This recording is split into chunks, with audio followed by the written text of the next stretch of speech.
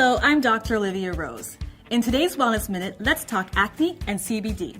If you know anyone who suffers from acne, you'll know how physically and mentally debilitating it can be. Acne vulgaris is estimated to affect 10% of the worldwide population. So what is CBD and how can it help? CBD is short for cannabidiol, one of the most studied active ingredients in cannabis and hemp. With legalization of cannabis across Canada, there may be an influx of cannabis-related skin products in the future. A 2014 lab study on a human cell model showed CBD to be a sebostatic agent, meaning that it can slow the production of sebum, the oily substance produced by your skin.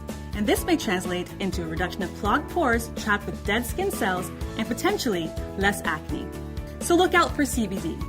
This ingredient shows promise for acne and other inflammatory skin diseases. I hope this information has been helpful.